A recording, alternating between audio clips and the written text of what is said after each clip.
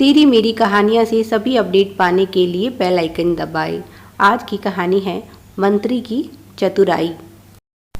एक बार एक साधु अपने शिष्यों के साथ किसी गांव के बाहर आकर रुके। इस गांव के लोग बहुत धार्मिक प्रवृत्ति के थे। गांव वालों को जब पता चला कि गांव के बाहर साधु आए हुए हैं तो लोग उनके दर्शन के लिए जाने लगे। वे लोगों को प्रवचन देते और भजन कीर्तन करते। पर कुछ दिनों बाद अचानक से गांव में चोरियां होनी शुरू हो गई। बात राजा तक पहुंची तो उन्होंने अपने मंत्री को चोर को पकड़ने का जिम्मा दिया। मंत्री बहुत चतुर था। जब उसने ठीक से छानबीन की तो उसे पता चला कि सारी चोरियों के पीछे एक ही व्यक्ति का हाथ है। उसने राजा से जाकर कहा, महाराज, चोर का पता चल गया है। बस उसे पकड़ने के लिए मुझे कुछ धन की आवश्यकता होगी, साथ ही साथ मुझे कुछ सिपाही भी चाहिए। राजा बोला, तुम्हें जिस भी चीज़ की ज़रूरत है तुम ले सकते हो, पर जल्दी से जल्दी यह चोर पकड़ा जाना चाहिए, क्योंकि मेरी प्रजा इससे बहुत परेशान हो चुकी है।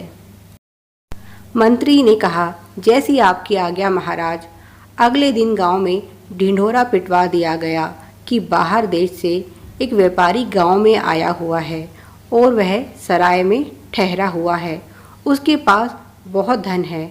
उसे तरह तरह के वाद्य यंत्रों को खरीदने का बहुत शौक है।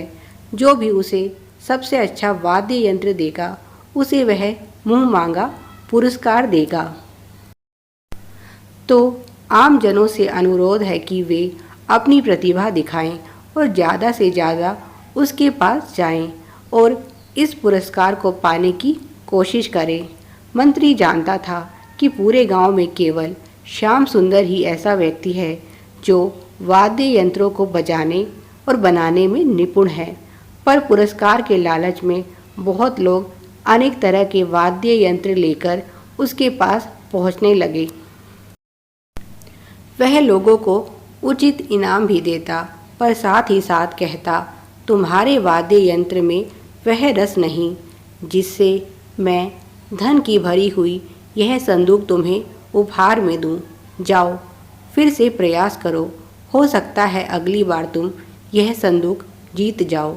यह खबर गांव के बाहर बैठे साधु के पास भी पहुंची।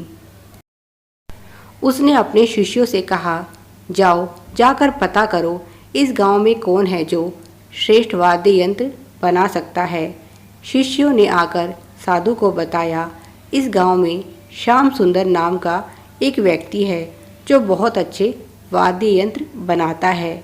सुना है वह इस प्रतियोगिता के लिए भी एक वाद्य यंत्र बना रहा है और कल उसे व्यापारी के पास लेकर जाने वाला है। साधु मुस्कुराया और बोला, ठीक है। अगले दिन एक व्यक्ति बहुत सुंदर वाद्य यंत्र लेकर व्यापारी के सामने उपस्थित होता है। व्यापारी को उसका वाद्य बहुत पसंद आता है और वह कहता है, तुम इस पुरस्कार के योग्य हो। तभी वहाँ पर श्याम सुंदर पहुँचता है और कहता है, यह व्यक्ति चोर है। यह यंत्र मैंने बनाया है और इसने इसे मेरे घर से चुराया है। पहला व्यक्ति बोला, यह झूठ बोल रहा है, यंत्र है और मैंने ही इसे बनाया है। श्याम सुंदर बोला, नहीं, तुम झूठ बोल रहे हो, तुम चोर हो, तुमने इसे कल रात ही मेरे घर से चुराया है। व्यापारी कुछ सोचते हुए बोला, तुम दोनों झगड़ा मत करो, अभी पता चल जाएगा कि यह वाद्य यंत्र किसका है। उसने पहले व्यक्ति से कहा, अगर इस वाद्य यंत्र को तुमने बनाया है तो तुम इसे बजाना भी अच्छी तरह से जानते होगे। ज़रा इसकी धुन तो सुनाओ। यह सुनकर पहला व्यक्ति घबरा गया। उसने वाद्य यंत्र को बजाने की बहुत कोशिश की, पर वह बजा नहीं पाया। उसके बाद व्यापारी ने सुंदर से कहा कि तुम इसे बजाकर दिखाओ। श्याम सुंदर ने उस पर बहुत ही मधुर धुन बजाई।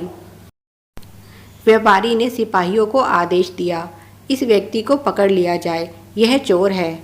उस व्यक्ति ने भागने की कोशिश की, पर वह पकड़ा गया। जब उसके नकली वेश को हटाया गया तो पता चला यह तो साधु का शिष्य है। व्यापारी उसे लेकर राजा के पास पहुंच गया और बोला, लीजिए महाराज, आपका चोर हाजिर है। राजा व्यापारी को देखकर मुस्कुराया और बोला, आइए मंत्री जी, आपका स्वागत है। उसने व्यापारी रूपी मंत्री को पहचान लिया था।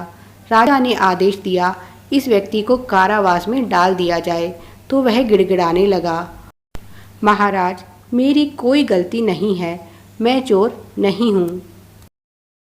उसने बताया, मुझे यह वाद्य यंत्र मेरे गुरु ने दिया था। राजा ने पूछा, बताओ कौन है तुम्हारे गुरु? वह व्यक्ति डर के मारे थर थर काँपने लगा। राजा बोले, अगर तुमने उस व्यक्ति का नाम नहीं बताया तो अभी इसी समय तुम्हारा सर धड़ से अलग कर दूंगा। बताओ मुझे, कौन है तुम्हारा गुरु? मरता क्या ना करता। अपनी जान बचाने के लिए उस व्यक्ति ने अपने गुरु के बारे में बता दिया। उसने बताया, गांव के बाहर जो साधु ठहरे हुए हैं वही है मेरे गुरु।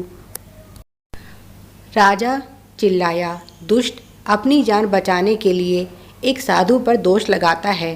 वह आदमी बोला, महाराज, मैं सत्य कहता हूँ, हम कोई साधु नहीं हैं, हम सब तो चोर हैं और रात के समय गांव में चोरियाँ करते हैं। यह यंत्र कल रात ही हमारे गुरु ने श्याम सुंदर के घर से चुराया था और मुझे इसे लेकर व्यापारी के पास जाने का आदेश दिया। मैं तो केवल अपने गुरु की आज्ञा का पालन कर रहा था, इसमें मेरा कोई दोष नहीं। राजा ने आदेश दिया, साधु और उसके शिष्यों को पकड़कर दरबार में हाजिर किया जाए। सिपाही तुरंत साधु और उसके चेलों को पकड़कर ले आए। सभी राजा से क्षमा याचना करने लगे, पर राजा ने कहा, तुम्हारा अपराध क्षमा के योग्य नहीं है। तुमने चोरी तो की ही साथ बहुत बड़ा छल भी किया है।